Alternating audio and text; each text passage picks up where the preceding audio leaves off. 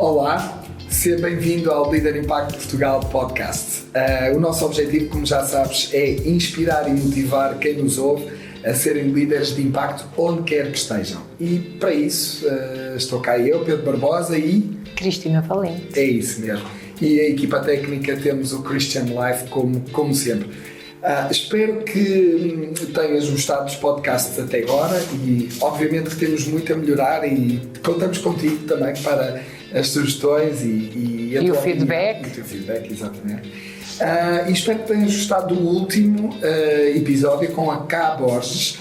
Foi uma entrevista incrível. Foi, é uma empreendedora muito inspiradora, a conversa foi inspiradora e o sítio é belíssimo, o sítio dela, não é? Podemos dizer onde é que é.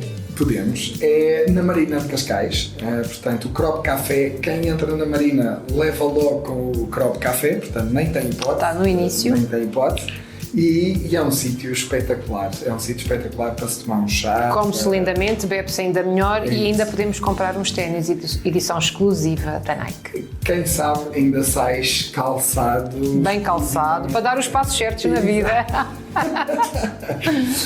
Pois é um bom investimento, Continuamos debaixo deste tema que dá fio condutor aos nossos primeiros 10 episódios, valores que definem uma liderança de impacto.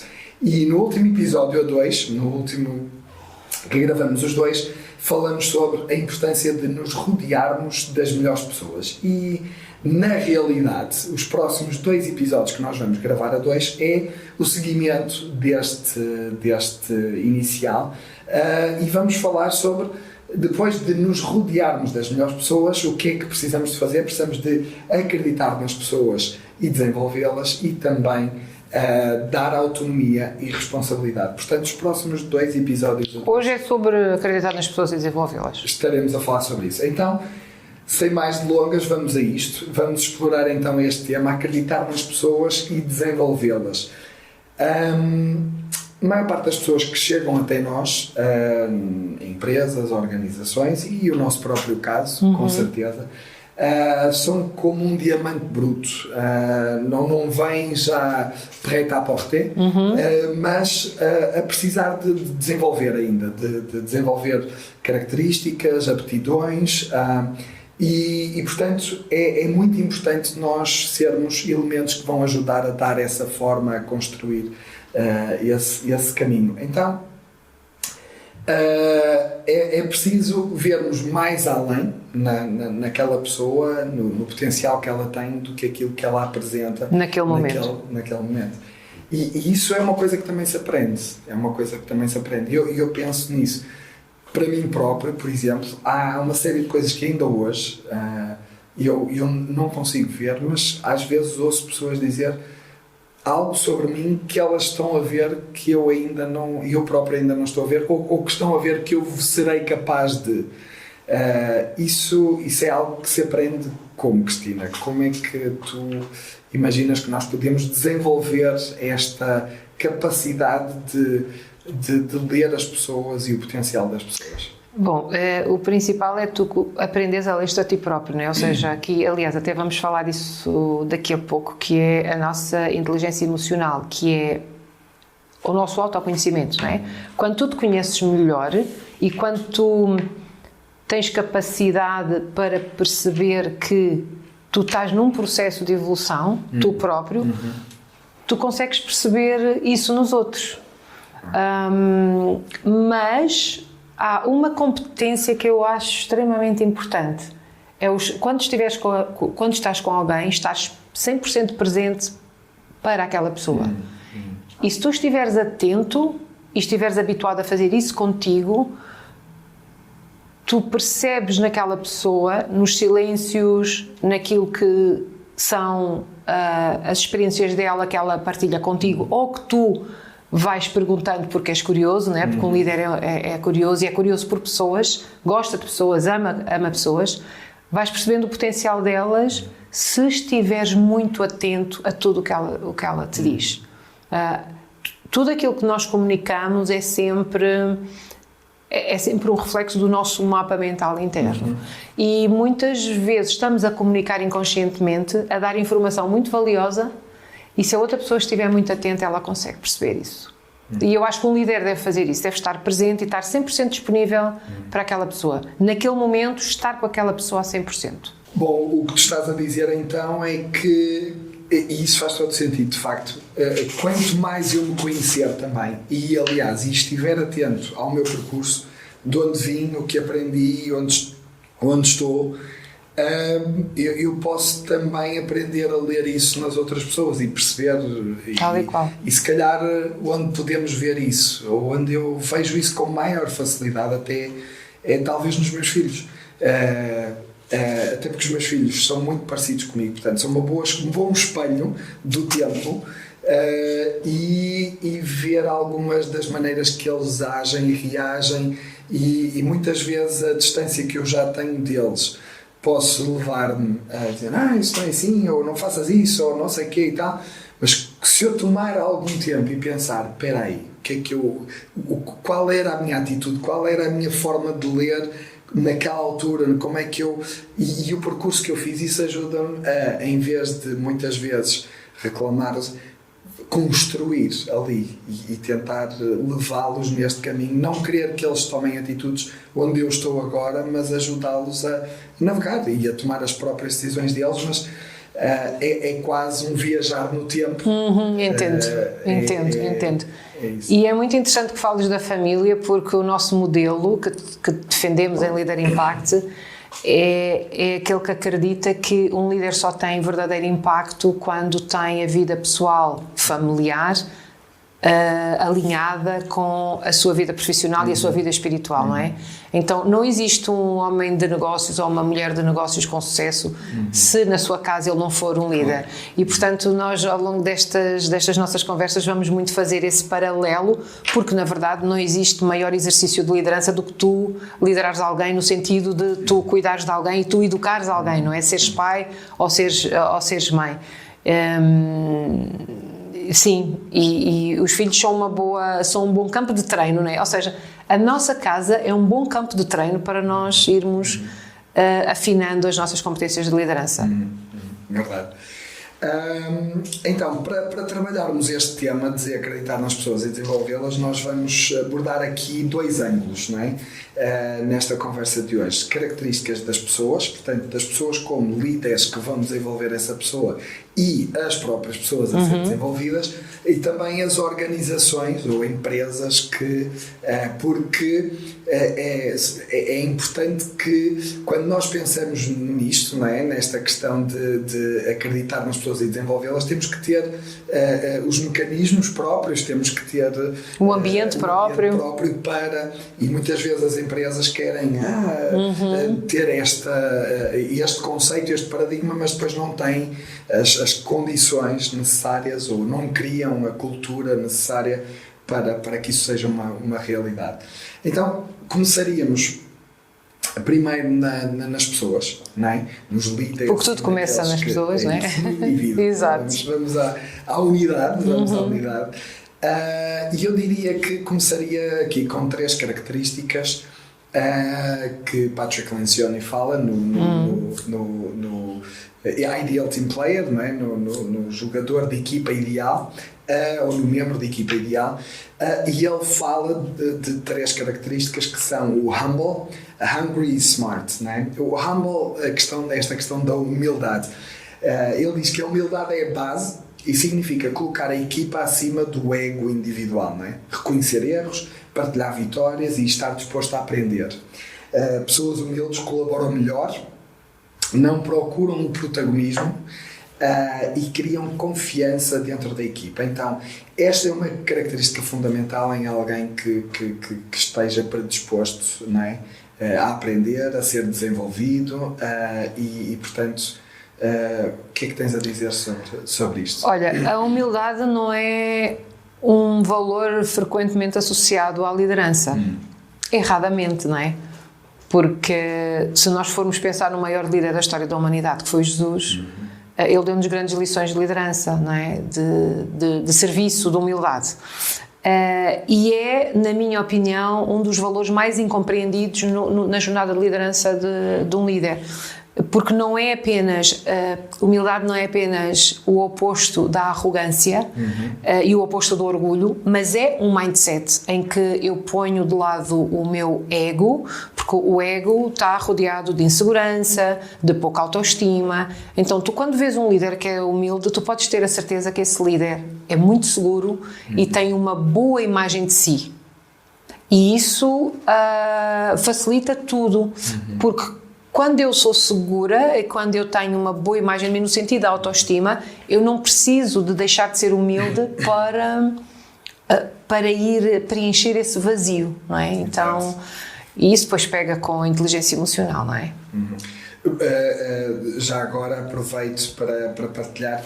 Esta semana partilhei com a equipa aqui um texto incrível de João, da Bíblia, um texto da Bíblia, que se encontra no Evangelho de João, 13, capítulo 13, versículos 3 a 5, e diz assim: Jesus sabia que o Pai lhe tinha dado toda a autoridade, que tinha vindo de Deus e que voltaria para Deus. Então ele levantou-se da mesa, tirou a capa e pegou numa toalha e pôs à cintura. Depois deitou água numa bacia e começou a lavar os pés aos discípulos, enxaguando-os com uma toalha. E esta foi uma atitude realmente, e isto era feito pelos empregados da casa, não é? Quando as pessoas chegavam da rua, usavam sandálias, e portanto a lavagem dos pés era uma coisa um bocado esquisita, não é? Sim, como ainda é hoje. Isso. Não é?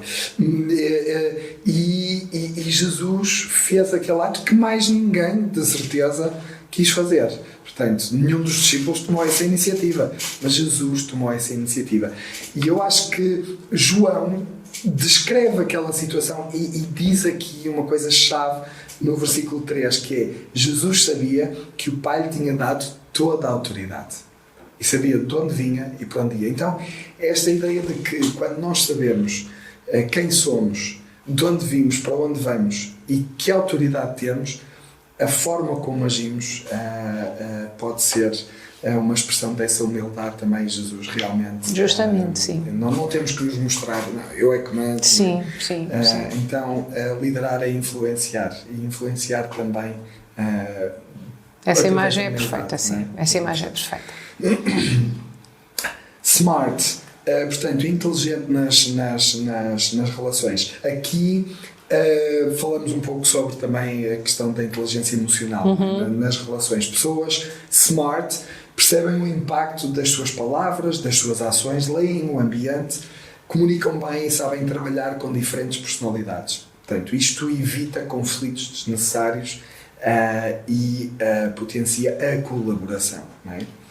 E já não é um bónus hoje em dia, não é? A inteligência emocional, houve uma altura em que era considerado um bónus, um plus, mas hoje em dia, daquilo que nós já conhecemos, do nosso próprio sistema humano, não é?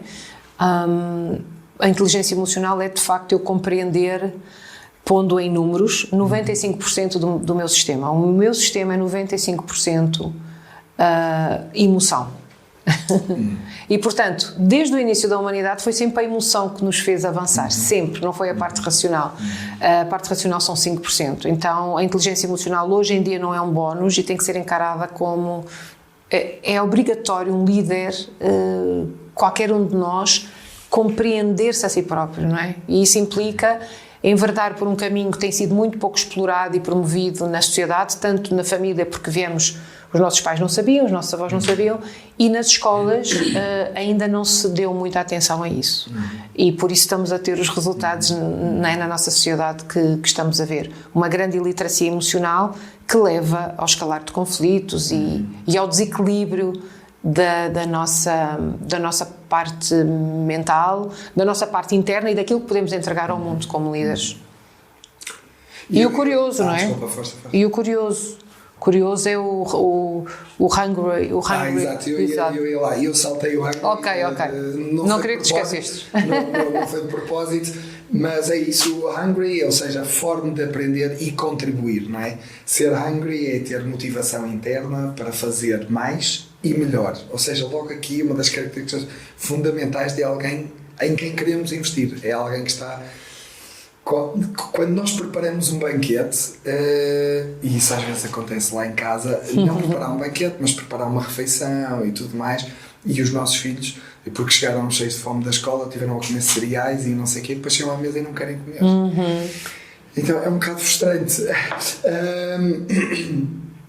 Esta ideia de termos alguém hungry, com fome de aprender, é meio caminho para podermos dar a essa pessoa a oportunidade de aprender, de dar conteúdos, de incentivá-la a procurar conteúdos que se adequem a si próprio. Isso liga-se à necessidade, não é? Ou seja, usando essa metáfora da tua casa, vai ser mais saboroso se tu tiveres a necessidade, não é?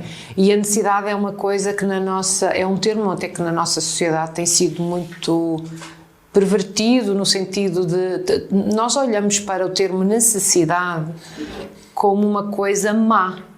Aliás, se pensares, quando ouves numa linguagem popular dizer aquela pessoa tem necessidades, nós estamos a diminuí-la. Então, o termo necessidade, ou seja, nós mostrarmos que temos necessidade de alguma coisa, é algo ainda desconfortável para nós, não é? Aliás, a teoria da comunicação não violenta fala justamente disso, que é, muitas vezes os conflitos começam, e em contexto de liderança também, porque eu não digo qual é a minha necessidade. Eu digo que quero aquilo feito daquela maneira, mas eu não digo qual é a minha necessidade. E isso gera muitos conflitos, aliás, inclusivamente o Marshall Rosenberg, que foi o teórico da comunicação não violenta, ele trabalhou em contexto escolar e a teoria é usada em contexto terapêutico, e ele era chamado para ser consultor nos grandes conflitos mundiais dos países, o conflito israelo-palestiniano, etc, porque na verdade nos conflitos nós raramente falamos daquilo que nos parece óbvio, mas que não temos a consciência de que temos que comunicar a outras necessidades. Portanto, isso pega-se com aquilo que tu falavas sobre a necessidade de eu ir em busca de mais. Isso é um drive muito, muito importante em liderança. Sim, e já agora, pegando até, voltando ao exemplo da comida, repara, o banquete que nós preparamos é algo que vai nutrir dentro das necessidades que nós... E os cereais que eles comem não são alimento próprio para o seu corpo também, ou seja, sacia naquele... É uma resposta rápida. É uma resposta rápida. Portanto, isso também podíamos trazer essa analogia para a mesa. O que é que nós estamos... de que é que nos estamos a alimentar? Certo. De que é que queremos alimentar-nos? Será que é algo que nos vai construir a longo prazo ou é algo que nos ajuda que é superficial. A resolver o problema na hora, não é? E então... bom caráter é uma outra característica que pensamos, que trago aqui. O caráter é importante numa empresa ou alguém que chega ter um bom caráter de base ajuda-nos a construir em cima disso. Alguém dizia que eu posso não ter todos os skills, todo o expertise para alguma tarefa que eu vou fazer, mas se eu tiver a base, eu consigo construir em cima disso. Se eu venho com um mau caráter, com valores desalinhados, muito dificilmente na empresa nós vamos conseguir construir em cima disso. Aliás, isso vai enfeitar a comunicação, o trabalho com outra equipa. O que é que tens a dizer sobre isto?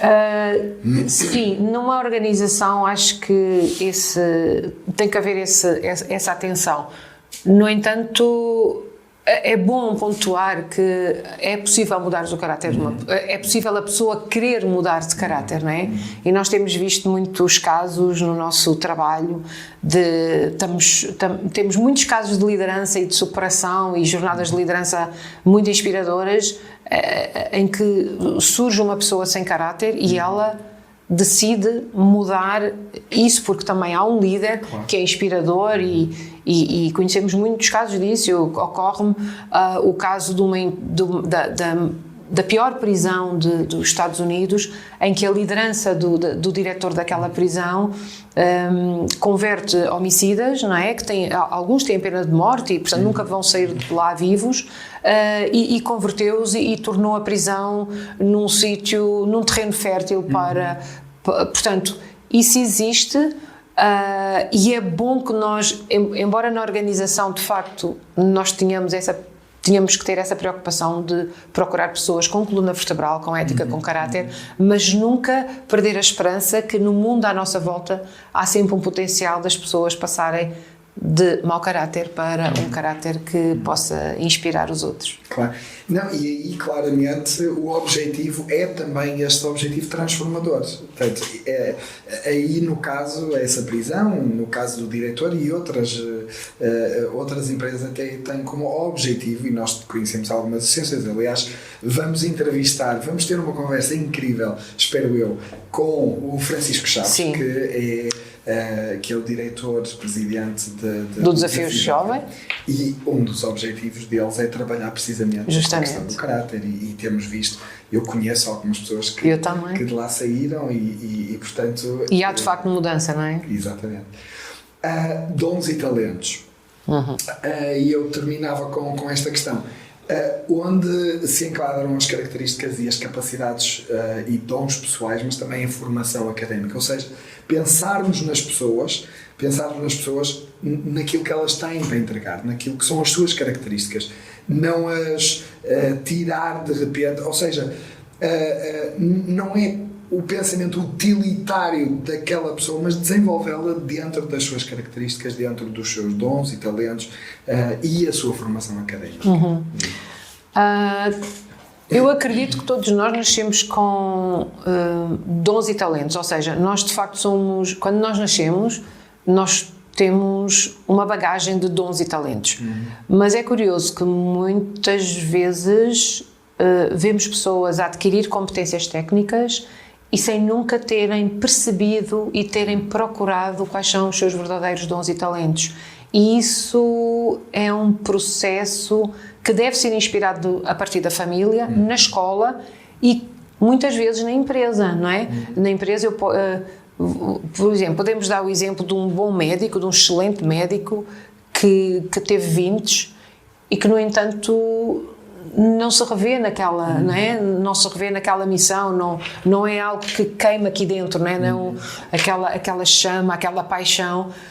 E acho que há muitos de nós que passam uma vida sem nunca encontrarem, ou sem nunca se permitirem, porque está lá, não é? Mas sem nunca se permitirem encontrar essas paixões. Porque quando tu juntas as paixões que a pessoa tem, os dons, os talentos e a competência, aí tu tens o líder inspirador. Claro.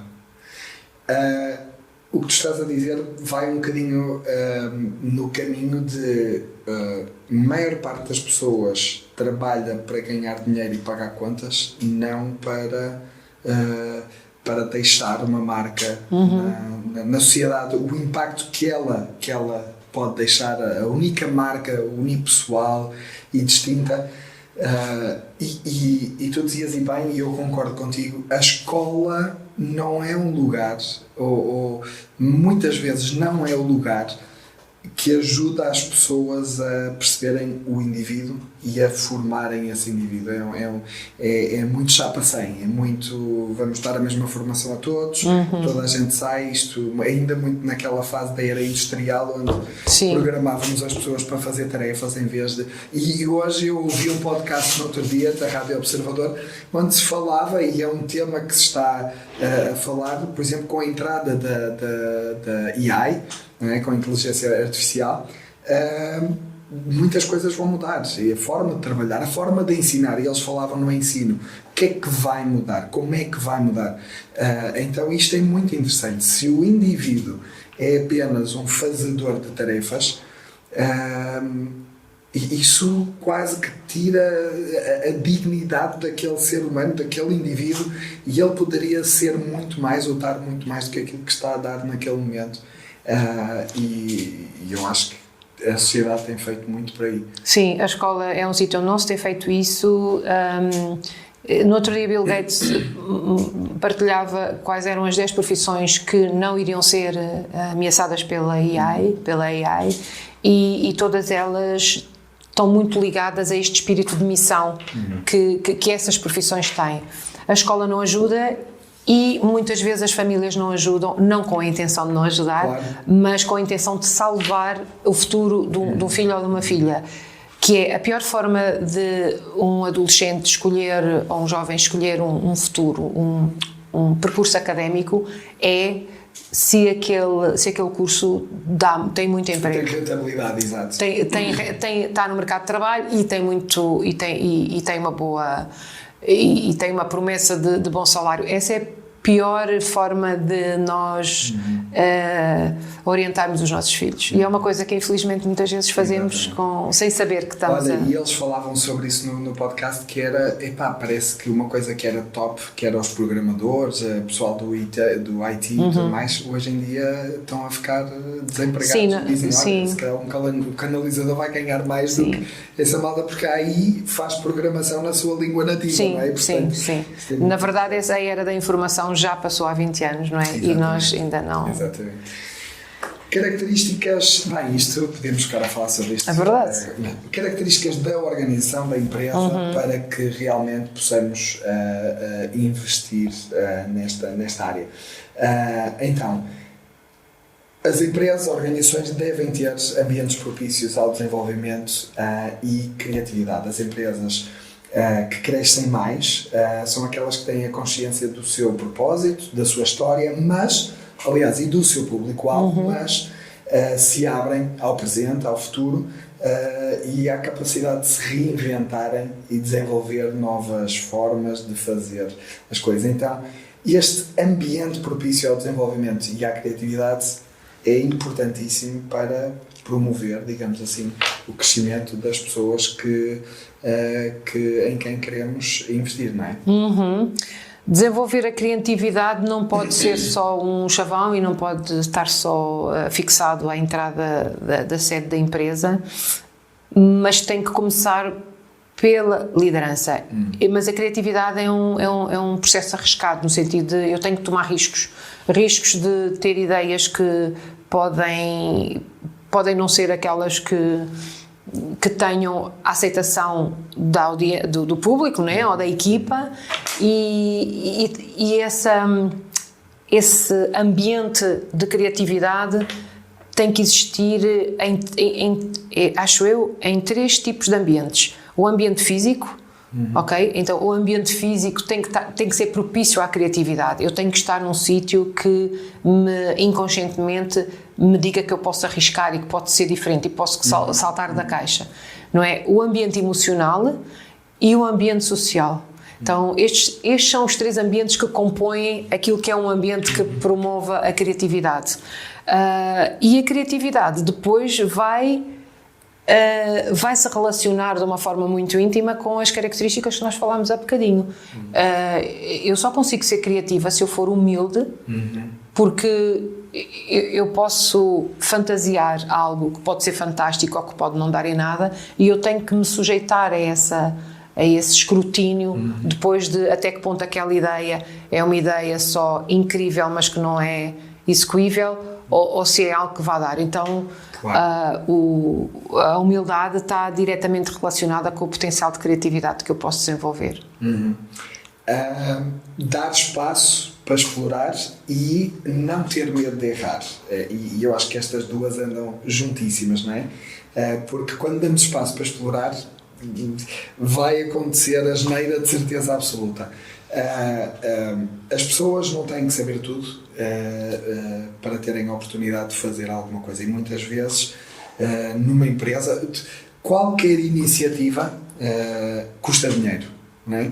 Qualquer iniciativa custa dinheiro, e perder dinheiro às vezes, e eu acho que muitas vezes as empresas não contabilizam isso, não contabilizam o risco, ou se contabilizam ele não faz parte do investimento da mesma forma que da estratégia da empresa. Sim. Então quase que há uma sombra de medo, não é? E o erro não é uma opção, mas o erro com a intenção de sucesso não deve ser punido, mas deve ser celebrado, porque aconteceu, não é? Porque nós tomamos uma iniciativa que errou, Mas também, portanto, celebrar essa iniciativa, não o erro em si, mas celebrar a iniciativa que errou, analisar e melhorar. E celebrar a lição que se aprendeu. Exato. Isso é a parte que não se faz. Eu aqui há uns tempos disse, soltei a frase, isto é importante, é aprendermos com os erros. E alguém complementou, mas para aprendermos com os erros precisamos de perceber onde é que erramos, porque é que erramos e o que é que precisamos de fazer diferente, porque senão errei, ok, para a próxima não vou errar, mas não sabemos muito bem o que é, não é? Então no fundo as derrotas, tal como as vitórias, só tiveram lugar porque elas partiram de uma iniciativa, de uma ação, e erra mais quem tenta mais, não é? Os erros começam na nossa educação por ser algo que está ligado a algum mal, não é? Porque foi um comportamento errado que eu tive, e quando, por exemplo, em casa um pai ou uma mãe diz, mesmo inconscientemente e sem ter a noção desse impacto, se fizeres isto eu não gosto de ti, eu estou a associar, né, um comportamento à identidade da pessoa. Portanto, a forma como lidamos com os erros vem da nossa educação. Nos Estados Unidos existe uma entidade onde os médicos, sempre que as coisas correm mal, ou mal ou muito mal, eles reportam, eles fazem um relatório exaustivo daquilo que correu mal. E essa entidade no fundo é um arquivo dos maiores erros, e esse manancial de informação é usado para a excelência e para o aperfeiçoamento. Portanto, é um exemplo incrível de humildade e do potencial de criatividade que eu tenho depois de o que eu aprendo quando alguém me diz em pormenor porque é que errou, em que contexto, o que é que pensou, o que é que decidiu, como é que se sentiu e o que é que fez, e o resultado que gerou, e quando isso serve de início de um percurso, não é, de eu aprender algo. Portanto, acho que devíamos, por exemplo, em Portugal era impensável fazer isso, né? Por exemplo, na medicina, né? Nos médicos, porque os médicos são uma classe que mesmo historicamente, culturalmente, no nosso país, não sei se também, na cultura latina, mas os médicos são vistos como Deus, eles próprios veem-se como Deus, e já essa de Queiroz dizia que nós, ao pé de um médico, tínhamos a passividade de uma galinha. E isso ainda se mantém até hoje, não é? Um médico dificilmente gosta de ser questionado. Sim, se o médico diz uma coisa... É a letra de lei. E portanto, esse é um exemplo de que nós temos que olhar para o erro de uma forma despedorada e flexível e criativa, não é? E até positiva. E agora, quem é que diz, uau, eu cometi um erro, não é? Então, é uma mudança de mentalidade que devemos fazer. Claro, e eu posso já reconhecer que nós cometemos alguns erros, não muitos, mas cometemos alguns erros, por exemplo, neste podcast, e temos muito para melhorar, e portanto aceitamos as vossas sugestões, as vossas opiniões, e partilhem connosco porque queremos realmente melhorar, mas é esta cultura que normalmente não estamos habituados, que de facto é importante mudar, e mudar aqui, e isso começa com o líder. Quando eu, como diretor de uma organização, de uma empresa, eu digo, olha, não tenho a coragem de dizer desculpa, eu errei, e eu até faço isso aqui algumas vezes, quando erro, mas onde eu senti a maior dificuldade em fazer isso nem foi aqui, porque aqui somos todos adultos. Eu senti a maior dificuldade de fazer isso em casa com os meus filhos. Certo.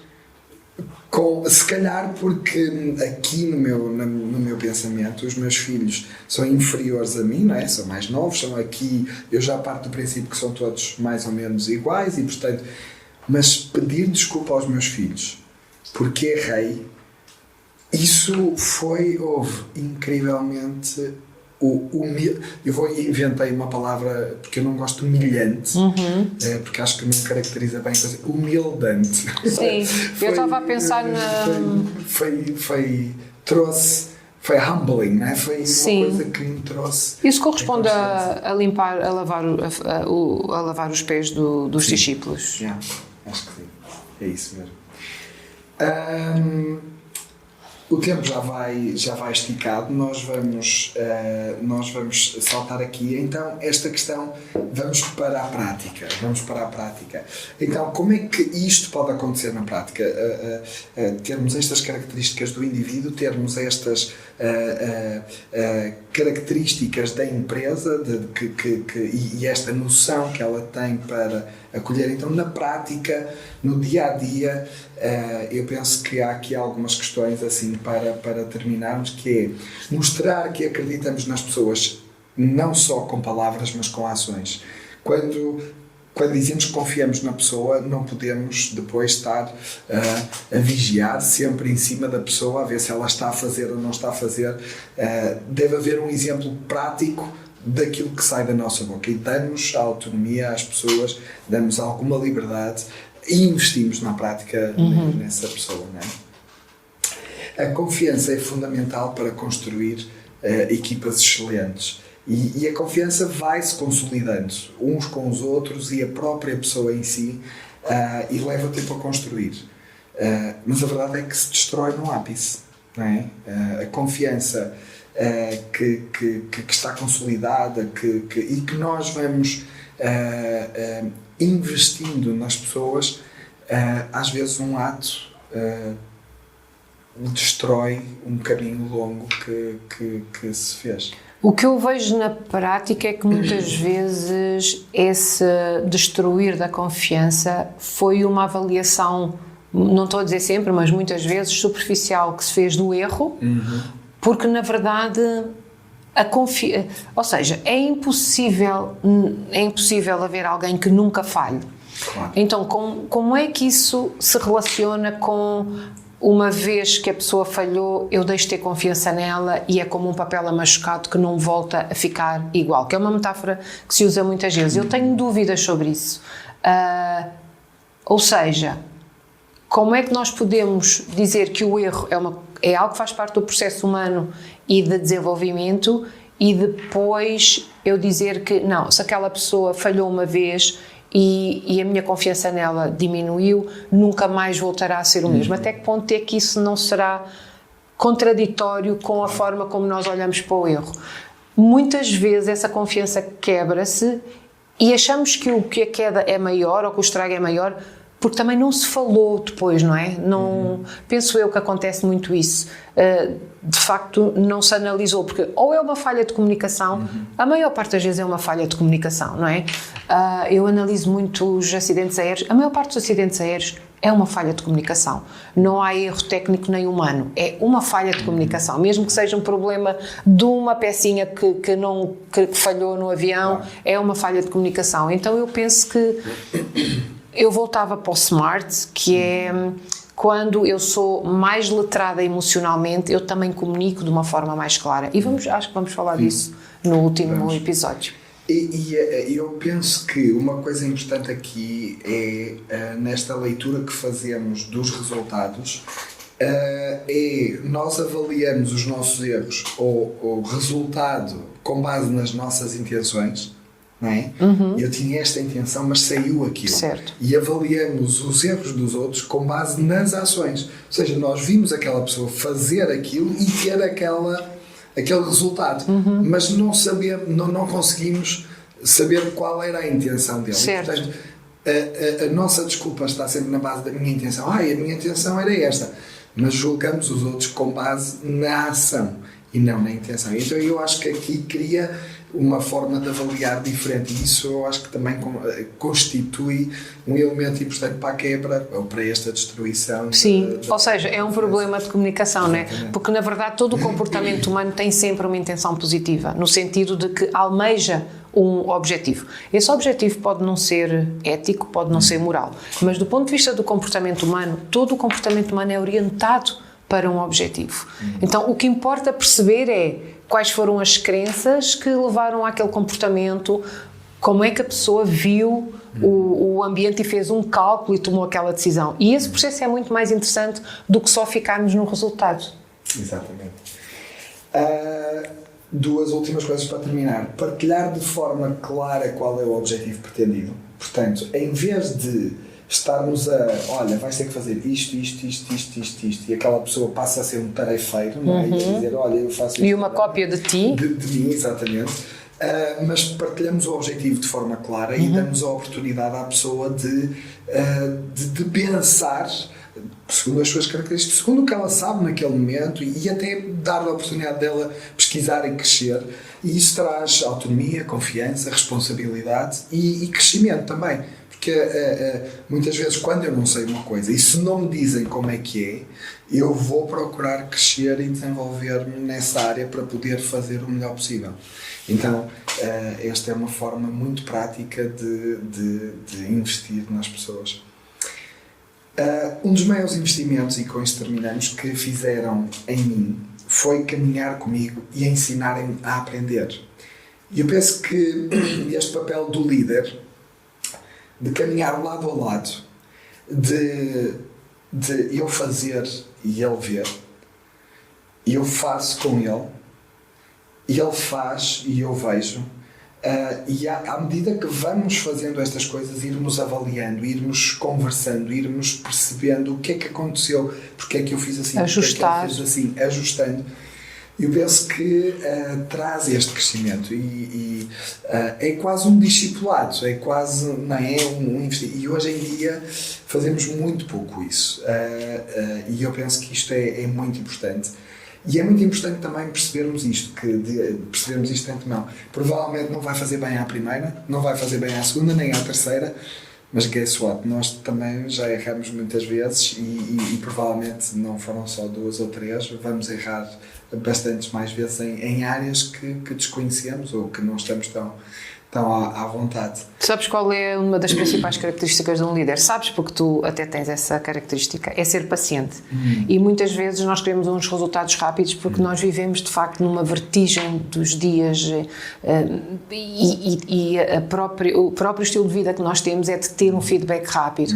E isso é impossível não impactar o nosso mindset de querermos ver algo rápido sem permitir que a pessoa faça o processo, porque ela vai crescer nesse processo. E nós fazemos isso, a maior parte de nós, enquanto pais, enquanto amigos, não é? A pessoa não responde logo e eu estou ansiosa e sobretudo, quando eu estou numa posição de líder em que tenho outras pessoas dependentes de mim. Então, dar esse tempo, acho que é uma coisa que falta muito. Sim, olha, e tu disseste isso e eu agradeço pelo elogio, mas eu era das pessoas mais impacientes e ainda sou. É um esforço. É um processo. É um esforço, mas acredita isso, antes de dar uma resposta, antes de deixar a coisa, e é verdade, totalmente verdade o que estás a dizer, mas é um esforço, e eu posso É intencional. É intencional. Muito mais haveria para dizer, mas hoje vamos ficar por aqui. Espero que tenha sido produtivo. Chegamos ao fim de mais este episódio e realmente espero que algumas das coisas que falamos, com certeza que não eram novidade, mas outras ajudam-nos a pensar e a refletir no momento em que estamos e porque é que somos assim também. Então espero que esta conversa tenha sido bastante produtiva. Na próxima conversa a 2 vamos falar então sobre dar autonomia e responsabilidade, mas antes disso teremos uma conversa com o Williams Johnson no Hive Cascais. O Williams é um empreendedor com vários projetos interessantíssimos, dos quais gostava de salientar o Hive Living em Cascais? Não, em Inglaterra, e o Hive Cowork, certo. O Hive Cascais em Cascais. Vai ser uma conversa incrível. Vai ser lá gravado. Vai ser lá gravado, portanto espero que possam estar ali connosco. E já sabem, não deixem de seguir-nos nas redes sociais. Se gostaram deste episódio, façam like, partilhem com os amigos e até ao próximo. Até ao próximo episódio e lembrem-se, rodeiem-se das melhores pessoas. Olha, foi o que eu fiz. Exatamente, igualmente. Até ao próximo. Adeus. Tchau.